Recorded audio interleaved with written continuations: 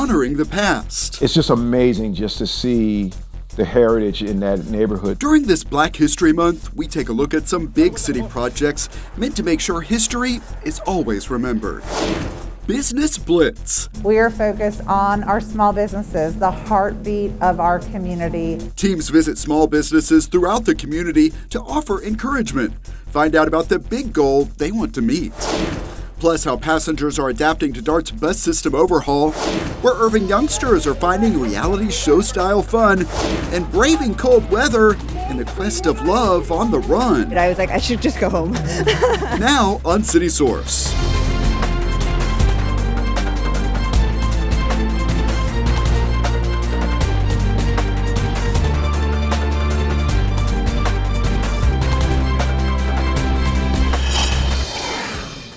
Cornhole draws crowds to the Irving Convention Center, and organizers had some help making the event a success.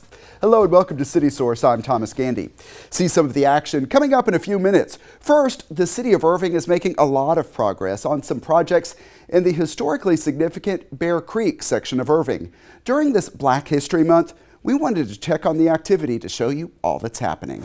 And they would make these on these quilts, and they would hang them on the porch. These children are learning history through art. Back then, it was like, okay, it was part of a dress that worn out. With construction paper and creativity, they are making crafts celebrating Black History Month. The fact that we were able to do this and they can learn more about their culture. It's all part of the Second Sunday Fun Day program at the Irving Arts Center. I just love art, and then for them to tie in African American history, I wanted to bring my kids. But people do not have to wait for a special event or month to recognize the achievements of Black Americans. That's because the city of Irving is investing in improvements and new attractions. I think it's an incredible investment in a very important part of our city. Let's start with the three buildings that make up the Jackie Townsell Bear Creek Heritage Center. First up, You have the old Masonic Lodge, which has the African American Museum in it. all of the exterior siding is brand new. Inside, the exhibits that had drawn visitors and school tours for years are in storage, while crews replace drywall and make other repairs.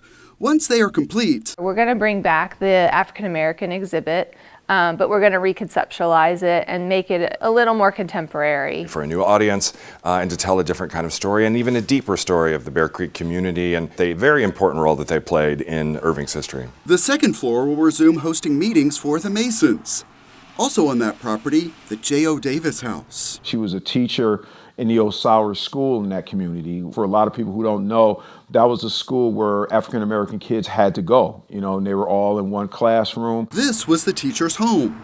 Along with new exterior siding, listen to what's coming inside. We're also going to redo that space so that it has some open gallery space, and we're hoping that we can engage with local artists and the schools to have rotating exhibitions in that space, which is something we didn't have out there before. The Sam Greenhouse is also getting improvements inside and out. Mr. Sam Green was one of the founders of that community down there. After the renovations, it will have a more open design to better showcase the 1920s era artifacts displayed there. Early on, we hired an architect that specializes in historical structures. So they really helped us in deciding what to do and how to do it. In all, it's more than $400,000 in improvements at the Townsell Bear Creek Heritage Center. Not far from there, construction of King Square Pocket Park is nearing completion. Still ahead, crews will be installing new benches, and that's not all. We want to put in some storyboards that talks about the history of Dr. King and, do some of his great quotes. The park is along the Rock Island Trail and viewable from the Trinity Railway Express. I just really hope that people go out there and get a fresh perspective of Dr. King and just really time to reflect. This project is more than $300,000 and is expected to be complete this summer.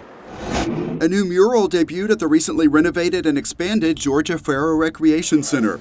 It features paintings of Georgia Farrow, Jackie Townsell, and J.O. Davis.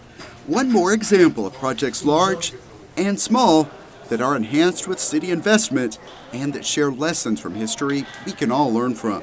The city's willingness to make that investment into the people within their community, I think, is awesome. The city is making sure that when these children grow up, they will be able to continue to share the stories. The more exposure that's available, the more people can learn. Federal Community Development Block Grant funds are paying for the construction of King Square, and hotel occupancy tax revenues are funding the improvements at the Jackie Townsville Bear Creek Heritage Center.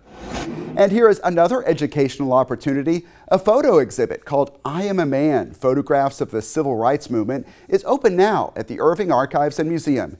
It's a chance to see some iconic photos of the 1960s and more. A lot of them also are not that frequently seen or have not been seen before. And it's a range of photographers, from professional photographers that were embedded in the movement to students who were part of the movement and were taking photographs. The Irving Archives and Museum is located in the Jack D. Huffman Community Building next to City Hall. For hours and ticket prices, visit irvingarchivesandmuseum.com. During the month of February, admission is free on Saturdays, thanks to Friends of the Irving Museums. Irving is proud of the high number of Fortune 500 companies that have a presence in the city. But here is something else to think about. The Chamber of Commerce reports that about 80% of all businesses in Irving are small businesses. Teams set out to give them some special recognition during the Small Business Blitz. Take a look. Thank you so much for having your business in Irving. We are saying thank you and providing small businesses with resource boxes for our 3rd annual Small Business Blitz. We have resource guides for them if they need anything that the Chamber or the Irving Economic Development Partnership can do for them.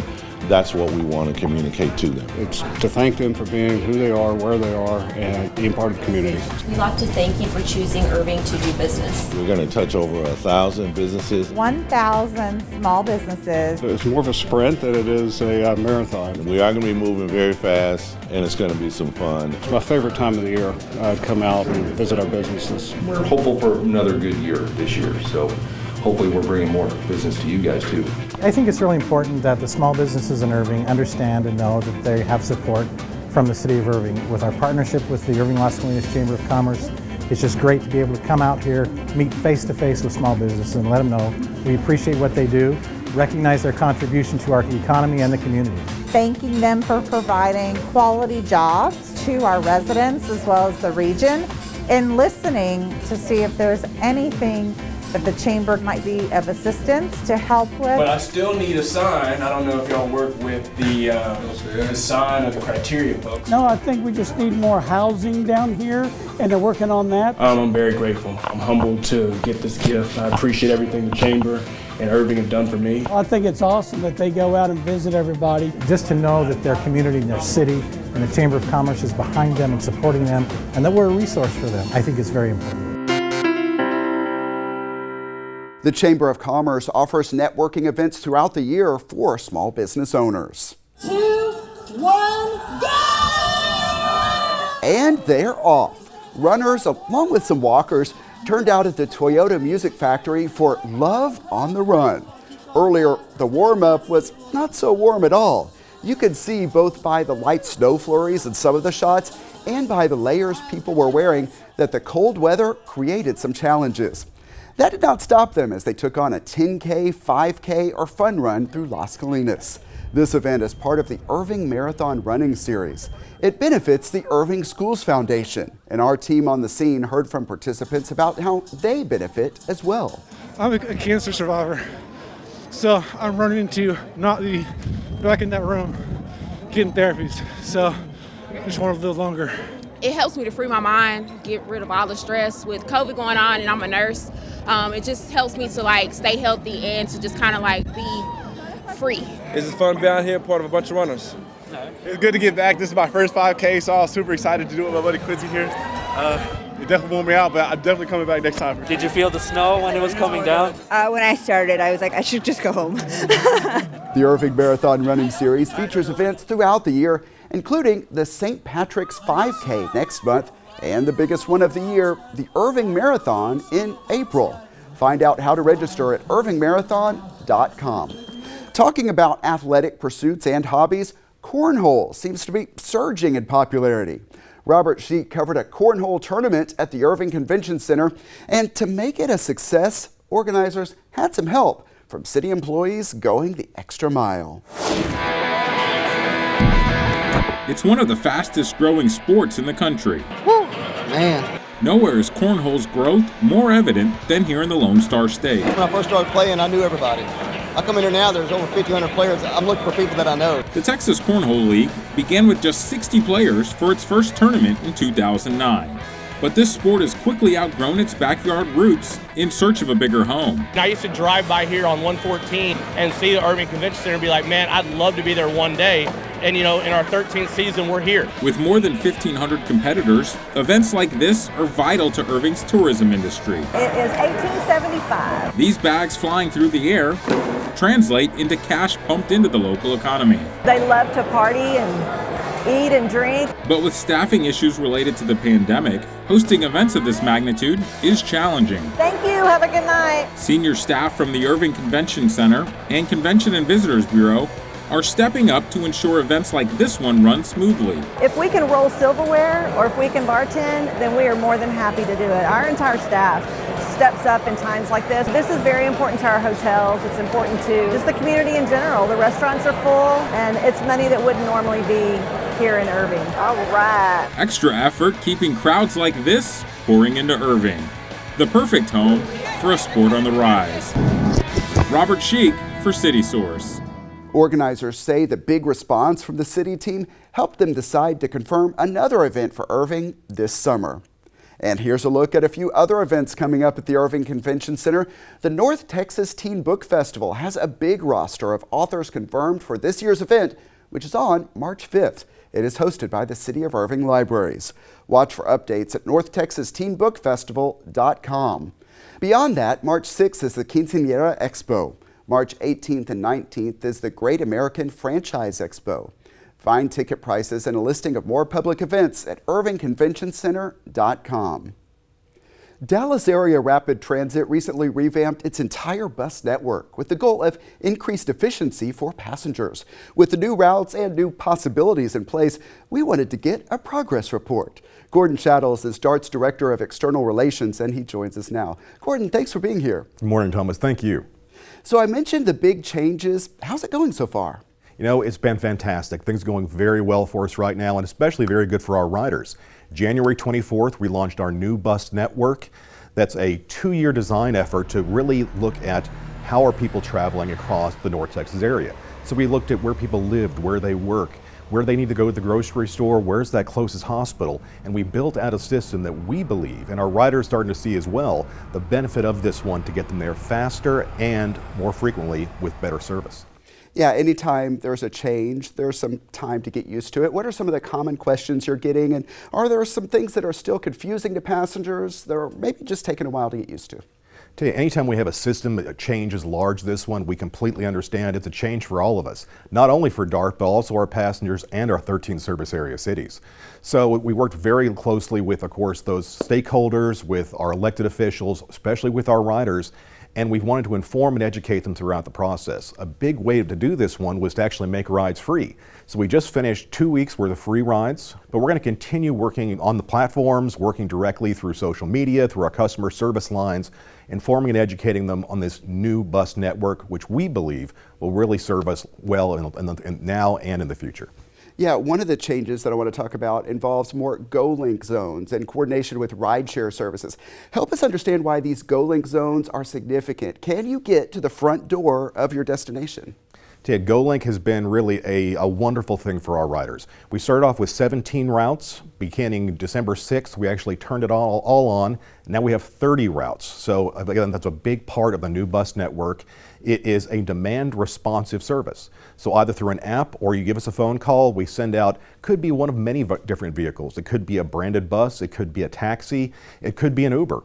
And what we'll do is we'll pick you up from your location, take you directly to the closest DART transit center, could be bus, could be rail, or if you're staying within that particular zone, it's a door-to-door service. It could take you to the grocery store, it could take you to see family. And the best part about it is it's free. It's included in the price of your DART pass. So that's definitely some useful information about how that works. And you mentioned the app, but let's talk more about this app called GoPass. What information is on there to help passengers?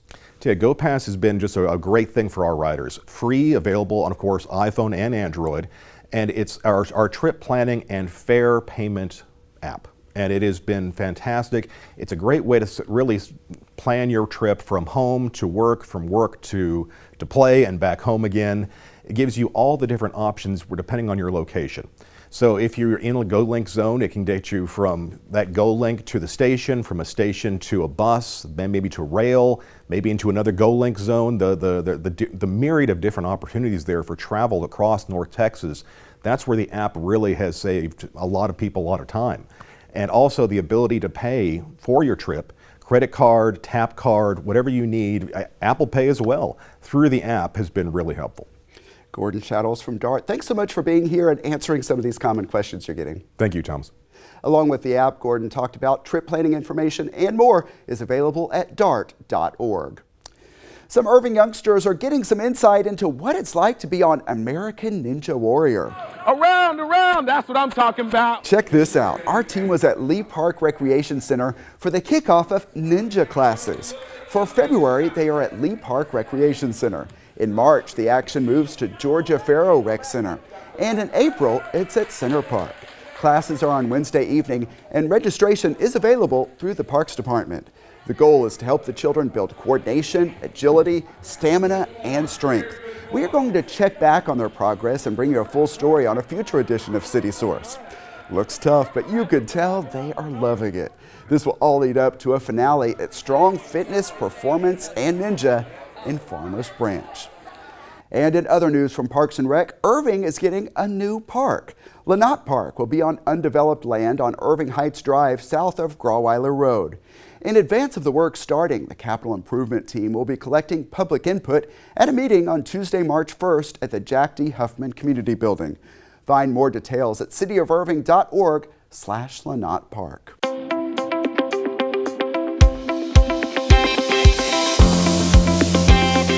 It's time for our Pets of the Week, so let's check in with Michael Whiteside of the DFW Humane Society. He's at the Irving Animal Care Campus. Michael, good to see you. Who do you have to show us today? Good to see you too, Thomas. So we've got two big dogs again because we are, once again, full of big dogs. The first one, the name is amazing, and he's an amazing dog. The first one is going to be Pork and Beans. You're so cute.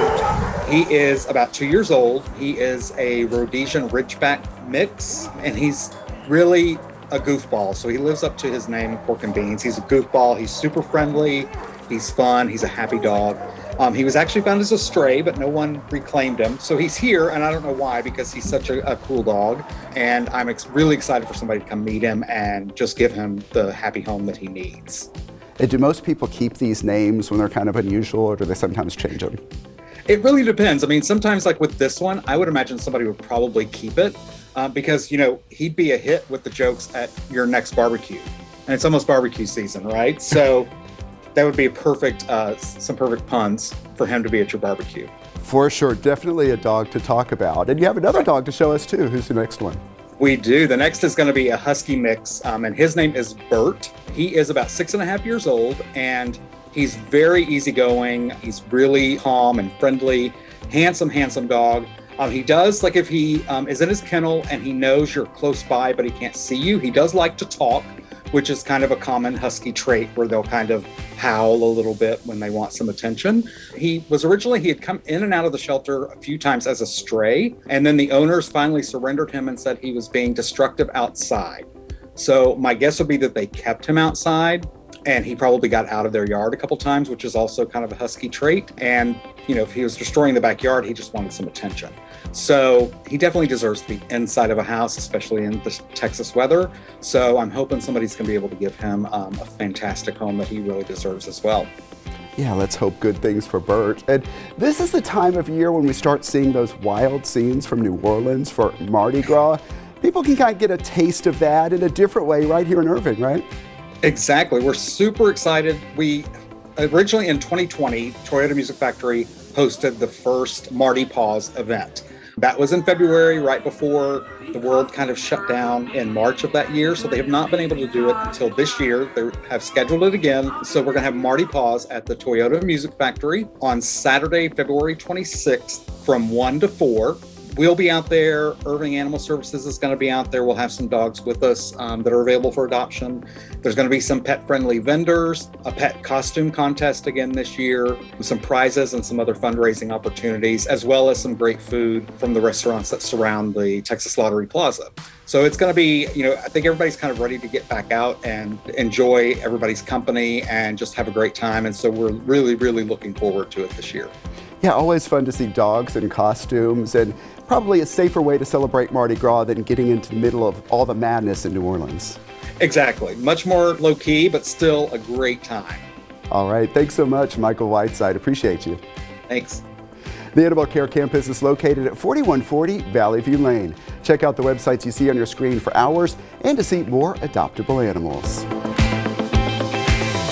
Participants in the Irving Police Department's Shop Talk program are holding a special ceremony to mark Black History Month. See highlights next time on City Source.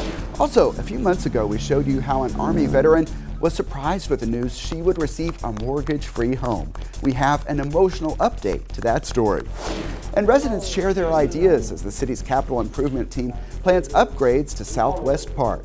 All of that and much more next time on City Source. Remember, you can always email us your thoughts on our stories. The address is ictid@cityofirving.org. Also, find us on YouTube. Our channel is at youtube.com/thecityofirving. We recently topped 10,000 subscribers. Help us as we get to 20. And while you're there, keep in mind that we always appreciate the likes and positive comments. And that's it for this edition of City Source. Thanks for watching. Stay healthy, and we'll see you next time.